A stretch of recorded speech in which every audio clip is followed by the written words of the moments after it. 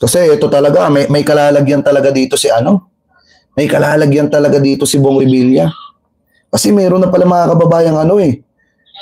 Meron na palang nagpatuto na talagang ano, malaki na daling yung pera sa taong bayan. Nasa 1.5 billion pesos. Grabe. Kaya yung mga nagsasabi niya na dapat etong si Bong Revilla ipagdasal, wag na! Huwag nyo na ipagdasal mga kababayan kasi napakalaki po pala ng nakurap. Grabe. Medyo na lang. Punta na nga lang ako sa YouTube. Ito mga kababayan, grabe to. Grabe tong isiniwalat na ito kay ano? Ito.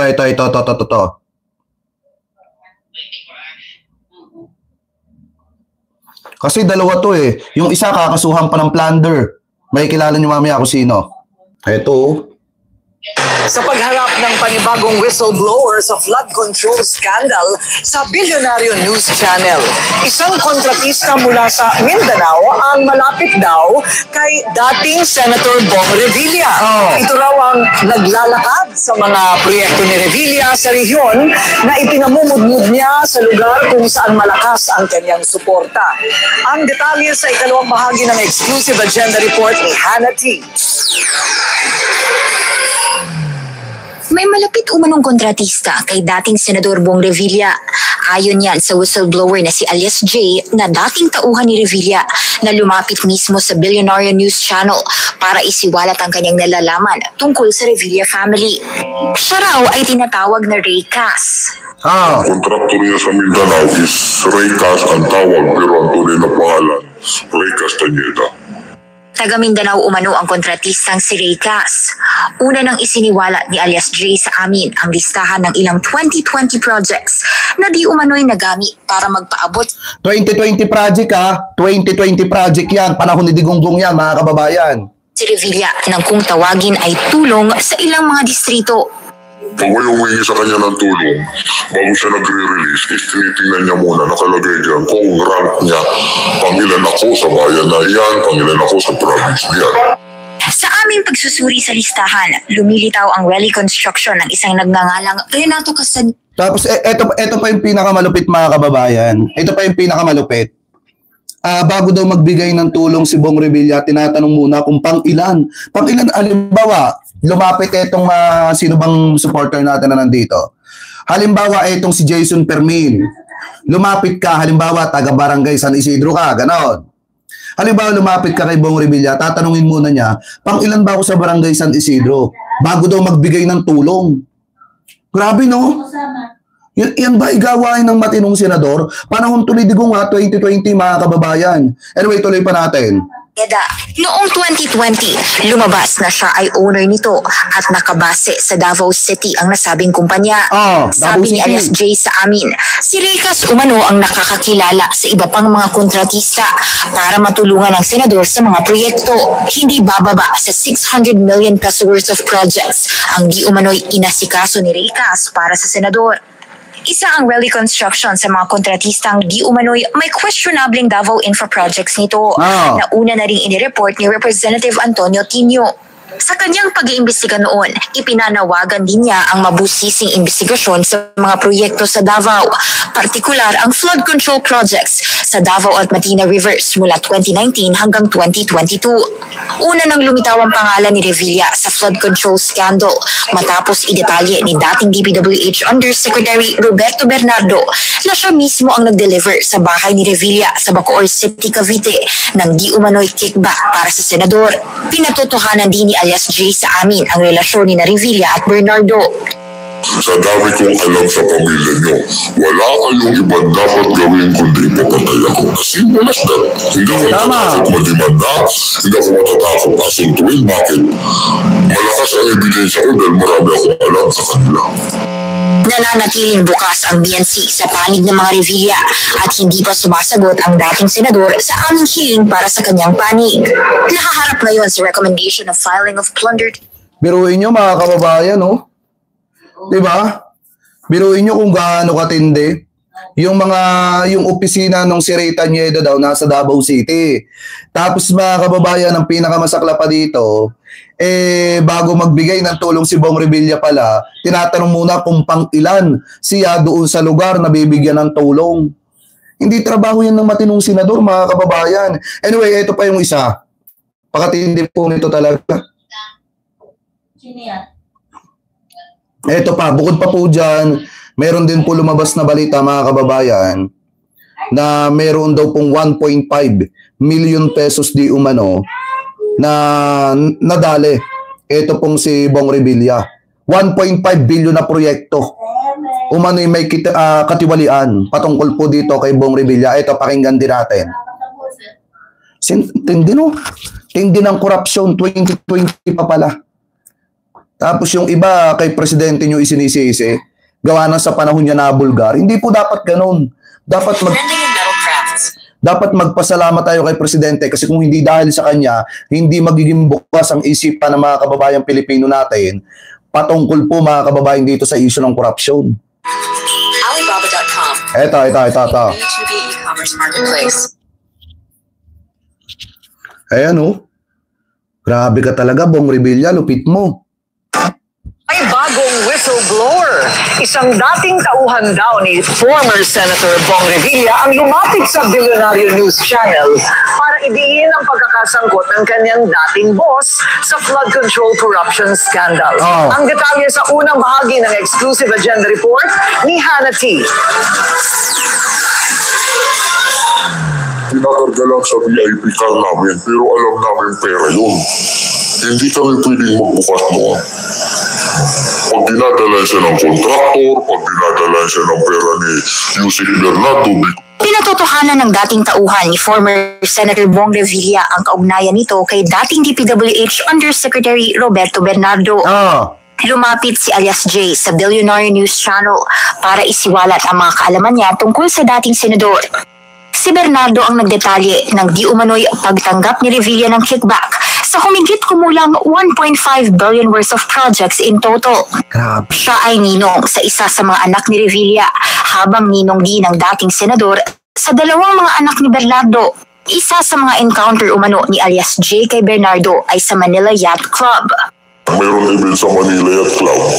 Sumakay kami sa yate. Nandoon si Yusek Bernardo. I don't know, ma'am. Alam ko is contractor o may-ari ng yate. May mga listahan ding hawak si alias J ng di umano'y mga proyekto ng senador noong 2020 na para raw sa mga kakilala nitong politiko. Sa kanya, mga priority project yan. May mayor, may congressman, may governor. Hanggang nakarating siya sa Mindanao. Aabutan daw ni Revilla ng kung tawagin niya ay tulong kapag mataas ang ranggo ng senador sa distritong iyon. 2019 nang tumakbo si Revilla sa pagkasenador. Halimbawa, mayor ka ng isang bayan, hindi ka ng tulong. Ganito mga kababayan para maliwanag. Ang nadali pala po na kontrata ni Bong Revilla, ano po, yung kontrata na nakuhanan niya ng kickback, is ang halaga ng mga proyektong yun nasa 1.5 billion pesos. Tapos ang masakla pa po dito, talagang bagong, maliwanag kinaklaro, bago daw talaga magbigay ng tulong kailangan, mataas muna ang rango o boto na makukuha ni Bong Revilla mga kababayan dun po sa isang distrito o isang lugar. Anyway, tuloy pa natin. Bago ka rin-releasan, titingnan muna sa record mo. Bago niya rin-releasan, tingnan niyo muna kung pangilan ako.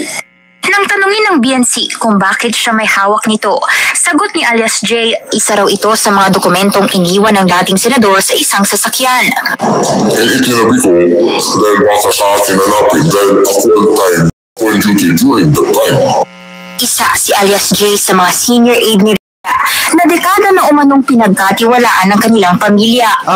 Ang mga dokumentong ipinresenta niya sa amin, isinumite na raw niya sa Office of the Ombudsman para masilip ang mga ito. Umalis sa poder ng mga Revilla si alias J noong 2024. Napagdesisyonan daw niyang lumantad sa amin para patunayan umanong totoo ang mga aligasyon laban sa senador. Nang pumutok ang flood control scandal nitong Hulyo, pagsapit ng Agosto, lumapit daw sa kanya ang isang taga-Revilla camp na hindi niya muna pinangalanan at nag-alok ng 2 milyon. Grabe, no? Sabi niya, pare, tuim lang, para ka na nag-abroad, pwede na yan makapag-start ka sa probinsya. May conversation ako ng tao, may screenshot ako nasa cellphone. Sinusubukan namin kumuha ng komento mula sa mga Revilla, pero sa huling monitoring, wala pa silang sagot sa amin. Si Revilla ang isa sa mga pangalang inirekomenda sa ombudsman na pakasuhan ng plunder. Dati na rin siyang nakulong dahil sa pork barrel scam noong 2013. Nananatiling bukas ang BNC sa panig ng Revilla family. Para sa agenda, Hannah T. Bilyonaryo News. Walang kadala-dala mga kababayan. Si paring Budots. Kasi biruin niyo mga kababayan ano ka na nasangkot ka na doon sa PDAP scam. Nakulong ka na nga doon tapos umulit ka pa noong 2020. Ito pinakamalupit mga kababayan. 2020, ang dami ng proyekto na nakuha po nila. Umabot ng 1.5. Tapos ang laki ng naging kickback. Tapos ang pinakamasakla pa dito, yung whistleblower mga kababayan, inaalok ng 2 milyon para po manahimik. Magsimula sa probinsya ng Bagong Buhay at manahimik mga kababayan.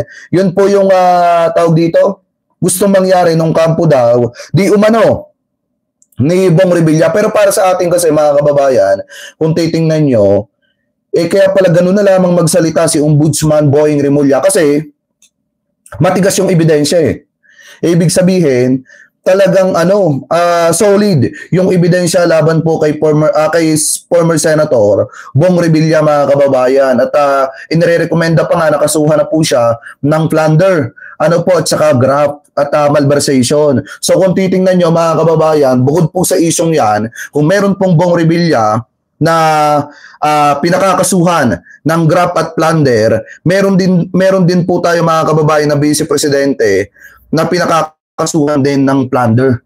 Kasi nga, dahil po dun sa ginawang pangungulimbat mga kababayan ng pera ng taong bayan. So kung titingnan nyo, ayon po dito sa nakita po nating balita ulit, ito daw pong si Sara Duterte,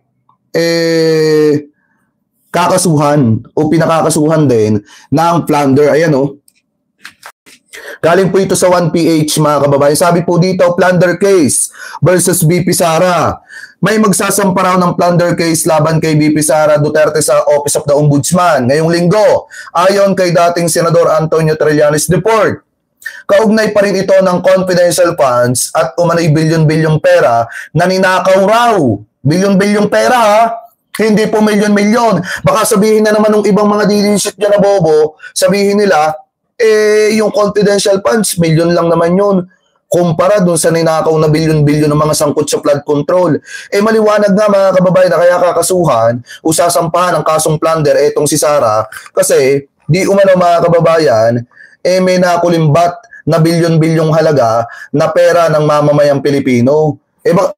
Wala na ba tayong boses? Kasi lobat na yung mic, no? Pero ito, naka-green pa Ngayon nga mga kababayan, talagang si Sara Duterte, sabi nga dito, quote and quote, ang pagkakaalam ko po may magpa-file ng plunder case laban kay Sara Duterte sa Ombudsman mga kababayan ngayon daw pong linggo. Ayon po yan kay former Antonio Trillanes mga kababayan. So ngayon, former Senator Antonio Trillanes. So ngayon mga kababayan, bukod po kay Revilla na posibleng makulong ngayong susunod na linggo, mga kababayan, si Sara Duterte pwede ring sumunod. Kasi pinakakasuhan na po siya mga kababayan o may magpa-file ng kaso laban po sa kanya. Mga kababayan, laban po sa kanya ng plunder. So mabigat-bigat mga kababayan, ito pong kakaharapin ni Sara Duterte at mas lalong mabigat naman ang kakaharapin ni Bong Revilla kasi malapit sa kanya yung nagsiwalat Malapit po kay Bong Revilla mga kababayan yung nagsiwalat ng mga korupsyon na ginagawa nitong si Bong Revilla na nagsimula pa daw. Actually, hindi nga nagsimula noong 2020 kasi di ba may PDAP scam nga ito pong si Bong Revilla. So matagal na po mga kababayan na gawain yan di umano. Hindi ko naman po sinasabing totoo, hindi ko naman din po sinasabing hindi. Pero para sa akin mga kababayan, kung sanay na, wala pong kadala-dala matagal na pong gawain yan. Nagkataon lang na mas kumita sila ng malaki nung panahon ng 2020, panahon ni Digongong yan. Mga kababayan na talagang sobrang tindi ng pagkuha ng proyekto na umaabot ng bilyong halaga yung amount, mga kababayan. At siyempre, pagka bilyon yung halaga ng proyekto, baka yung kickback malaki din. Mga kababayan, milyon-milyon yung kickback. So, dapat po talaga maimbestigahan yan at dapat po talaga mapapanagot lahat ng nangurap ng pera ng mamamayang Pilipino. So, anyway, mga kababayan, kung kayo po ang tatanungin, ano po ang masasabi nyo hingil po sa usapin po na yan, mga kababayan. So, comment below na lamang po kung ano po ang opinion ninyo hingil po dyan.